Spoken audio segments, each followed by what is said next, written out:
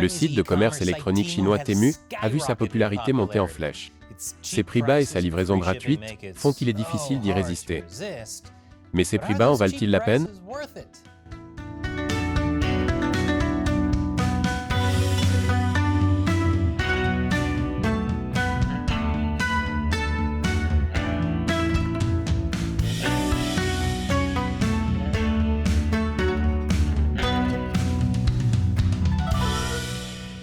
Bienvenue dans Chine non censurée. Je suis Chris Chappell. Vous en avez probablement déjà entendu parler. Temu, la société chinoise de commerce électronique qui a pris la place de Walmart en tant que site d'achat le plus méprisé et pourtant le plus utilisé d'Amérique. Elle est désormais l'application la plus téléchargée de tous les États-Unis, tant sur l'App Store d'iOS et Google Play. Temu est également l'une des applications les plus téléchargées au Canada, au Royaume-Uni, en Australie et en Nouvelle-Zélande. Sans oublier de nombreux pays européens. Elle s'est d'abord fait remarquer aux États-Unis en dépensant 14 millions de dollars pour faire de la publicité lors de l'événement sportif le plus regardé dans le pays, le Super Bowl. Ensuite, elle a inondé les médias sociaux d'un mélange de campagnes publicitaires traditionnelles et d'une armée d'utilisateurs réguliers des médias sociaux et d'influenceurs.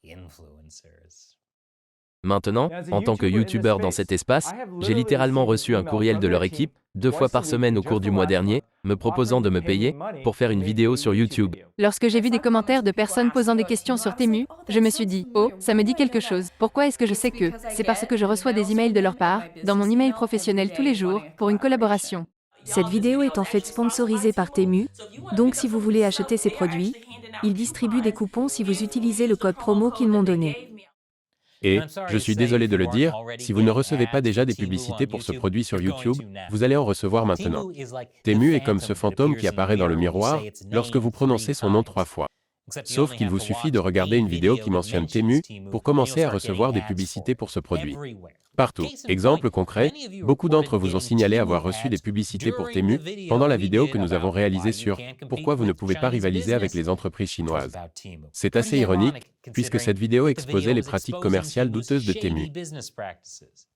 En parlant de cela, nous vous avons demandé dans cette vidéo si vous vouliez que nous fassions une autre vidéo spécifiquement sur Temu, et beaucoup d'entre vous ont répondu par l'affirmative, alors la voici. Comme nous l'avons déjà signalé, Temu est une société chinoise qui dépend de la société mère PDD Holdings, constituée aux îles Caïmans, mais jusqu'à cette année, elle était basée à Shanghai. Ce printemps, elle a changé son adresse auprès de la SEC pour Dublin, en Irlande, ce qui semble faire partie d'une campagne visant à minimiser les liens de Temu avec la Chine. PDD possède également Pinduoduo, une plateforme de commerce électronique similaire à Temu, mais destinée au marché chinois. Le siège de Pinduoduo se trouve toujours à Shanghai. Temu avait l'habitude d'annoncer son lien avec PDD Holdings dans sa section « Qui sommes-nous ?», en disant des choses comme « Temu tire parti du vaste et profond réseau de marchands, de partenaires logistiques et de l'écosystème établi de la société mère PDD Holdings ». Et, rien qu'en 2021, PDD Holdings a généré un chiffre d'affaires de 14,7 milliards de dollars. Mais depuis au moins avril, les mentions de sa société mère ont été supprimées du site. La section « Qui sommes-nous » de Temu indique simplement que Temu a été fondée à Boston en 2022. Ce qui est vrai, mais n'est pas tout à fait exact. Il est vrai que Temu, qui est en fait connu sur le papier sous le nom de Whalecoin, a son siège social américain à Boston. Mais si l'on consulte les petits caractères de son site web, Temu indique qu'elle est constituée dans le Delaware. Par ailleurs, la convention d'arbitrage stipule que toute plainte déposée contre l'entreprise devra respecter les lois de l'État de New York. D'accord. L'entreprise se trouve-t-elle dans le Massachusetts, le Delaware ou à New York? Nous avons trouvé une société Whalecoin enregistrée à New York, mais elle a été constituée en 1994, bien avant que PDD Holdings n'existe, sans parler de Temu. Nous avons également trouvé une société Whalecoin enregistrée dans le Delaware en juillet 2022. Et un enregistrement pour une Whaleco détenue par des étrangers dans le Massachusetts, qui mentionnait le président de Temu comme son président. La réponse est donc D. Tout ce qui précède. Il est clair que Temu essaie de se présenter comme une entreprise américaine, probablement parce que toute association avec la Chine n'est pas vraiment positive de nos jours. Une majorité d'Américains ne voient pas la Chine d'un bon œil. Des sondages révèlent d'ailleurs des sentiments similaires à l'égard de la Chine dans de nombreux autres pays. Mais si nous disons qu'il s'agit d'une entreprise chinoise, c'est en raison de son mode de fonctionnement. Je vous expliquerai pourquoi après la pause. Bienvenue à tous. Temu essaie de se présenter comme une entreprise américaine, mais dans la pratique, elle fonctionne comme une entreprise chinoise. Ses entrepôts sont situés à Guangzhou, en Chine, et de l'avis général, la plupart de ses vendeurs se trouvent également en Chine. Même les médias d'État chinois présentent Temu comme une filiale d'une entreprise chinoise. Temu est censé utiliser ce que l'on appelle un modèle consommateur-fabricant, dans lequel les usines vendent directement aux consommateurs, et Temu ne fait que jouer le rôle d'intermédiaire. C'est un argument commode pour éviter d'être responsable de ce que font ces vendeurs, comme le vol de propriété intellectuelle et l'inscription de produits de mauvaise qualité, dont je parlerai plus en détail dans une minute. Temu affirme que vos interactions avec les vendeurs sont uniquement entre vous et les vendeurs, et que Temu peut, mais n'a pas à, s'impliquer en cas de problème. Mais même si Temu veut vous faire croire que vous obtenez des produits directement du fabricant, la réalité est un peu différente. Wired UK s'est entretenu avec plusieurs vendeurs qui ont déclaré qu'ils paieraient pour envoyer leurs marchandises aux entrepôts de Temu, ou Temu pourrait les rejeter pour quelque raison que ce soit. Temu semble également contrôler ses prix. Un vendeur a déclaré à Wired que Temu demandait aux vendeurs de baisser leur prix et que s'ils acceptaient, leur prix était réduit, mais les vendeurs n'avaient pas leur mot à dire sur le montant. Il arrivait donc que les vendeurs vendent à perte. Une autre vendeuse a déclaré à Wired qu'elle avait cessé de travailler avec Temu pour cette raison. Selon elle, si vous n'acceptez pas leur baisse de prix, ils retireront tout simplement votre produit du site, si bien qu'elle a dû travailler pour eux gratuitement. Cela ne devrait pas être une surprise étant donné les antécédents douteux de Pinduoduo en matière de travail. N'oublions pas que Pinduoduo et Temu partagent la même société mère, donc un ADN similaire. Pinduoduo a fait l'objet d'une enquête en 2021, après le décès d'un employé de 22 ans, qui était rentré du travail à pied à 1h30 du matin. Moins de 2 semaines plus tard, un autre employé s'est suicidé, après avoir demandé un congé. La controverse a pris de l'ampleur lorsque, quelques jours plus tard, un employé de Pinduoduo se faisant appeler Wang Taishu a déclaré qu'il avait été licencié par l'entreprise après avoir publié une photo d'un collègue transporté dans une ambulance après s'être effondré. Monsieur Wang a également affirmé que certains travailleurs étaient contraints de travailler jusqu'à 380 heures par mois, ce que l'entreprise a démenti. À titre de comparaison, si vous travaillez de 9 à 5 heures par jour, vous travaillez 160 heures par mois. Ce manque d'intérêt pour les êtres humains dans la chaîne d'approvisionnement n'est qu'une des raisons pour lesquelles Temu est en mesure d'offrir des produits à des prix aussi dérisoires. C'est sans doute l'une des premières choses que vous avez remarquées à propos de l'entreprise si vous avez déjà regardé ses produits. Elle propose par exemple des chaussures de course pour hommes à moins de $10, des microphones sans fil professionnels à moins de 5 et un ordinateur portable à moins de $200. De plus, les frais de port sont gratuits pour presque toutes les commandes. Sa politique de retour stipule que les frais de retour sont gratuits pour votre premier retour de toute commande dans les 90 jours suivant la date d'achat. Avec des prix aussi bas, une livraison gratuite et la plupart des retours gratuits, qu'est-ce qui pourrait aller de travers? Apparemment, beaucoup de choses. Je vous en dirai plus après cette courte pause publicitaire. Bienvenue à tous. Temu a démarré aux États-Unis en septembre dernier et a déjà acquis la réputation d'être le magasin à $1 du shopping en ligne. Oui, c'est très bon marché, mais cela ne veut pas dire que c'est une bonne affaire. Les plaintes se sont accumulées sur le site du Better Business Bureau, qui lui attribue une note de C sur une échelle de A à F. Sur le site Trustpilot, la note est de 3,3 étoiles sur 5. Et sur site Jabber, elle a 3,4 étoiles. Mélanie McGovern, directrice des relations publiques et des médias sociaux du Better Business Bureau, a déclaré à Time Magazine: « Il est inhabituel pour une entreprise aussi récente de recevoir autant de plaintes en si peu de temps. » C'était en décembre, quelques mois seulement après la création de l'entreprise. À l'époque, elle avait déjà reçu 30 plaintes. Aujourd'hui, elle existe depuis 8 mois et le BBB recense plus de 500 plaintes. La plupart des plaintes concernent la lenteur ou la non-présentation des colis, un service client mauvais ou totalement insensible, des délais de remboursement monstrueux, des articles incorrects, des produits de mauvaise qualité et des dysfonctionnements du site web ou de l'application. Pour vous donner une idée, un client a écrit « Faux marketing et service client irrespectueux ». On dit que le retour est gratuit dans les 90 jours, puis quand je retourne le 90e jour, le site web indique que la fenêtre de retour de 89 jours est fermée et ne me permet pas de créer une étiquette de retour.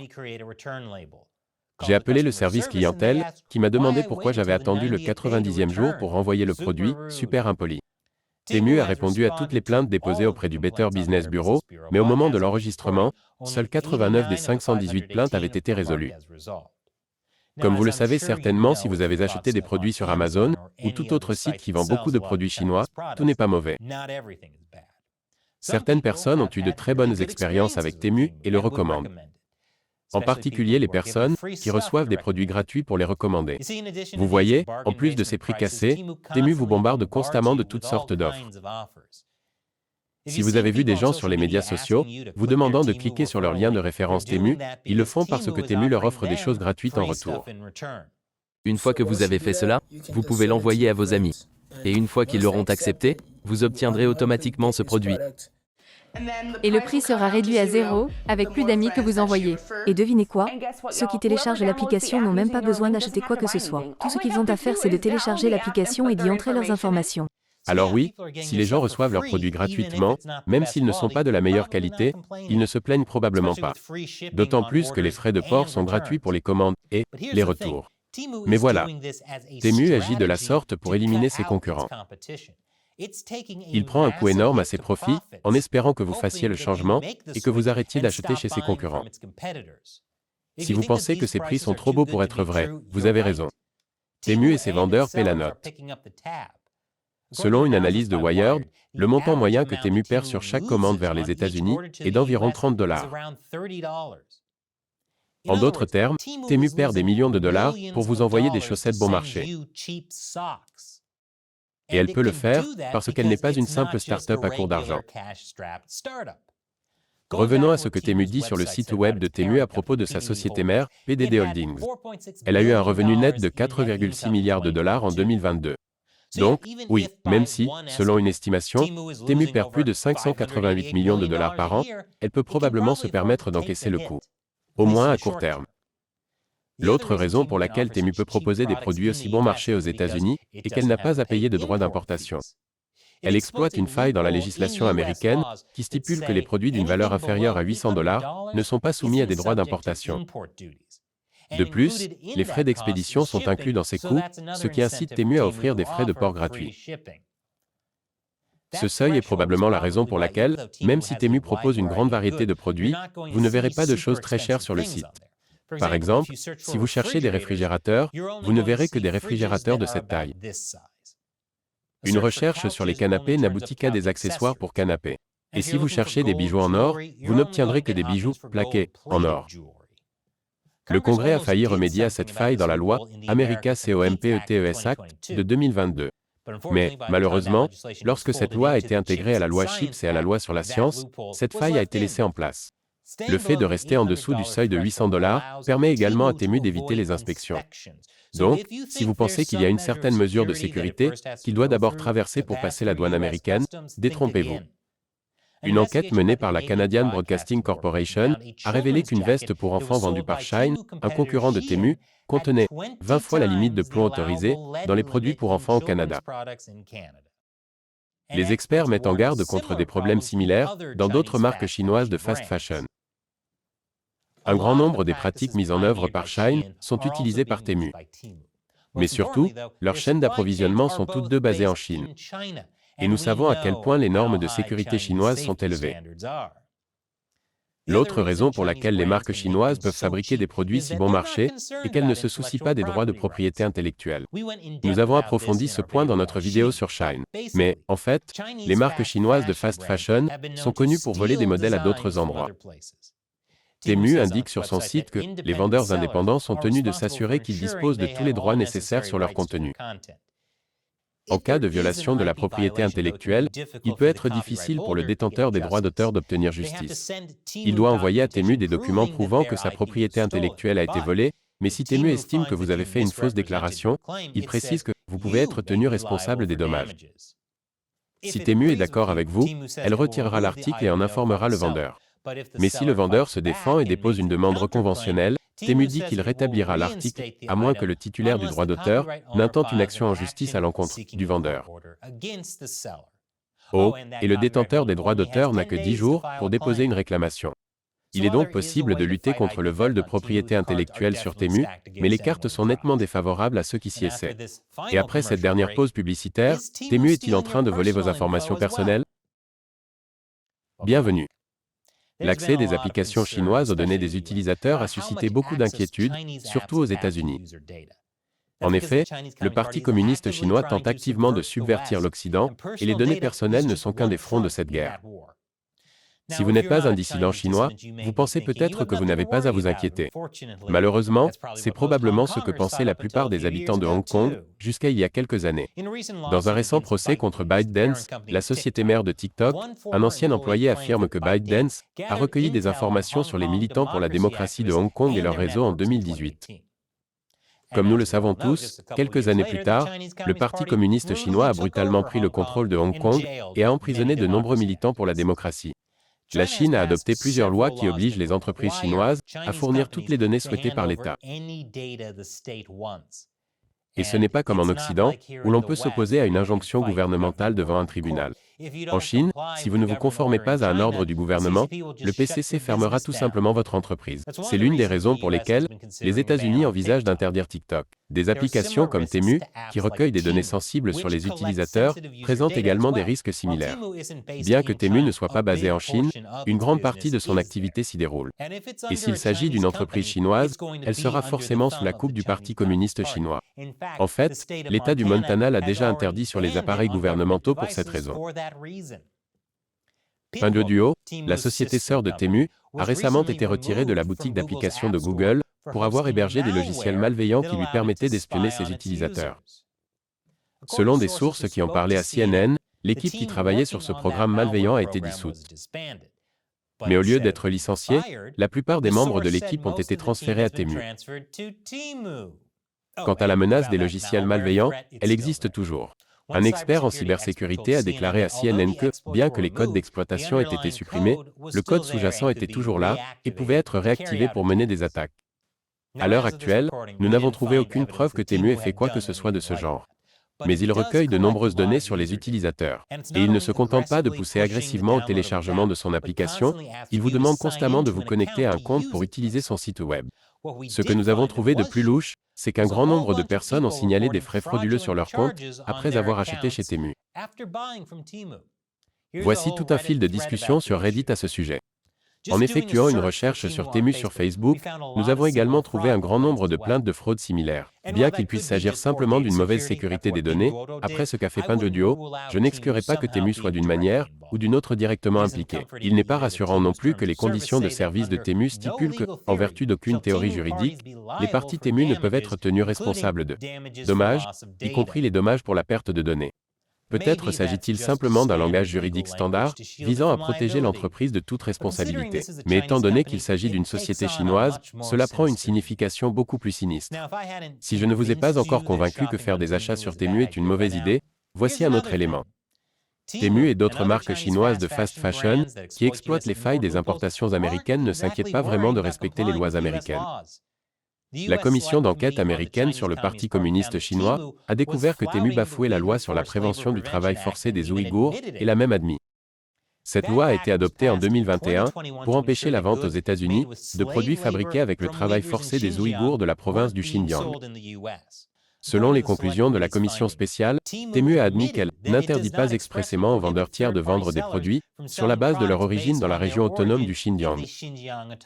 Ainsi, si vous pouvez vous procurer 5 paires de chaussettes pour moins de $3, sachez qu'elles pourraient avoir été fabriquées avec du sang, de la sueur et des larmes d'Ouïghours. Quelle est votre expérience avec Temu? Faites-nous en part dans les commentaires ci-dessous. Et n'oubliez pas que la chaîne Chine non censurée peut continuer à réaliser des vidéos de ce type grâce à des internautes comme vous. Visitez patreon.com/ChinaUncensored pour contribuer au site de financement participatif Patreon. Ou rendez-vous sur chinauncensored.locals.com pour nous rejoindre sur le site exclusif de médias sociaux Locals. Nous comptons sur votre soutien pour continuer à produire de bons épisodes. Encore une fois, je suis Chris Chappell. À la prochaine fois.